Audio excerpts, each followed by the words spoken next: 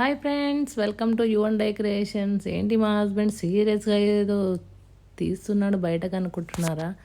ఏమీ లేదండి, తనకి మటన్ కర్రీ తినాలనిపించిందంట. ఫస్ట్ టైం అండి యూఎస్ఏలో మేము మటన్ టేస్ట్ చేయబోతున్నాం. సో చూసారుగా, మేమైతే ఫ్రెష్ మటన్ తెచ్చి ఇలా ఫ్రోజన్లో పెడితే అది గడ్డ కట్టిపోయింది. మేమైతే ఇంకా ఫ్రోజన్లో నుంచి బయట పెట్టి ఇలా వాష్ అయితే చేస్తున్నాము. 3 అవర్స్ తర్వాత కూడా మీరు చూసినట్టయితే ఇది చాలా గట్టిగా ఉందండి, ఆ ఐస్ లెక్క. నేనైతే హాట్ వాటర్తో వాష్ చేసి పక్కకు పెట్టేశాను. ముందుగా నేనైతే ఒక ప్యాన్ తీసేసుకొని దాంట్లో 1 టేబుల్ స్పూన్ ఆయిల్ అయితే యాడ్ చేసుకున్నాను. అది ఆయిల్ బాగా వేడయ్యాక మనమైతే వాష్ చేసి ఉంచుకున్న మటన్ అయితే యాడ్ చేసేసాను అక్కడ. సో నేనైతే ఎప్పుడు మటన్ ఇలా సపరేట్గా కుక్ చేసేసానండి. డైరెక్ట్గా మనము టొమాటో ఆనియన్లో వేస్తే ఆ పచ్చి స్మెల్ అనేది అలాగ వస్తుంది. సో అందుకని నేనైతే మటన్ ఎప్పుడు కూడా ఇలా సపరేట్గా కుక్ చేస్తాను. సో కొంచెం పసుపు,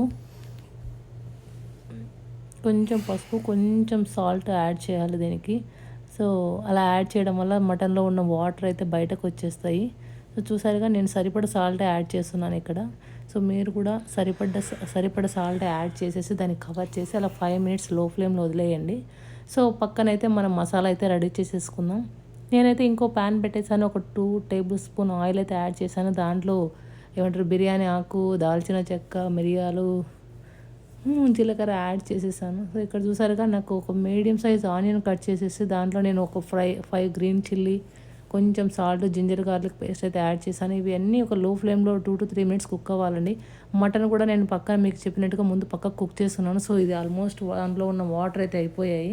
సో ఇక్కడ మీరైతే గరం మసాలా, మనకు జీలకర్ర, మిర్చి పౌడర్ యాడ్ చేసేసుకోవాలి. సో ఇక్కడ పుదీనా అనేది మీ ఆప్షనల్ అండి, మీరు వాడుకోవచ్చు, వాడుకోకపోవచ్చు. మాకైతే ఆ టేస్ట్ నచ్చుతుందని మేమైతే యూజ్ చేస్తున్నాము.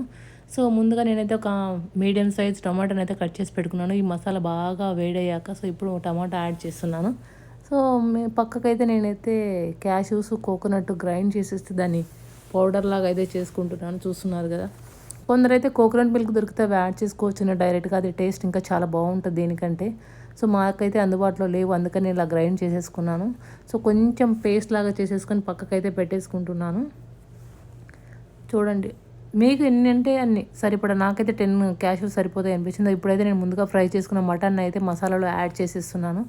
సో బాగా మిక్స్ చేశాక ఒక 2 to 3 మినిట్స్ దాన్ని అలా వదిలేయాలండి. మనకు అప్పుడే మటన్ బాగా వాటిలో ఉన్న మసాలాను పీల్చేసుకుంటుంది. సో ఇప్పుడు చూసారుగా, మొత్తం అంతా దగ్గరకు అయ్యింది. ఇప్పుడు మీకు సరిపడా వాటర్, మీకు గ్రేవీగా కావాలా ఎలా అన్నది 15 మినిట్స్ తర్వాత అలా వాటర్ యాడ్ చేసుకొని, ఇప్పుడు నేనైతే మటన్ కుక్ అయిపోయింది అన్నాక నేను ఒక 1 స్పూన్ కొరియాండర్ పౌడర్ అయితే యాడ్ చేస్తున్నాను, ధనియాల పౌడరు. సో మీకు ఎంత కావాలంటే అంత యాడ్ చేసుకోవచ్చండి. సో దాని తర్వాత నేనైతే మీకు చెప్పినట్టు క్యాష్యూ, కోకోనట్ గ్రైండ్ చేసి పెట్టుకున్నాను కదా, సో అవైతే ఇప్పుడు యాడ్ చేస్తున్నాను. ఇది ఎందుకంటే నేను యాడ్ చేస్తుంది క్రీమీ టెక్స్చర్ అనేది వస్తుందండి. అప్పుడు మటన్ దగ్గర కనిపిస్తుంది మంచిగా. సో ఆ థిక్నెస్ అనేది బాగుంటుంది. ఇప్పుడైతే కొంచెం కరివేపాకు, కొంచెం కొరియాండర్ కట్ చేసి పెట్టుకున్నవి యాడ్ చేసేసుకుంటున్నాను.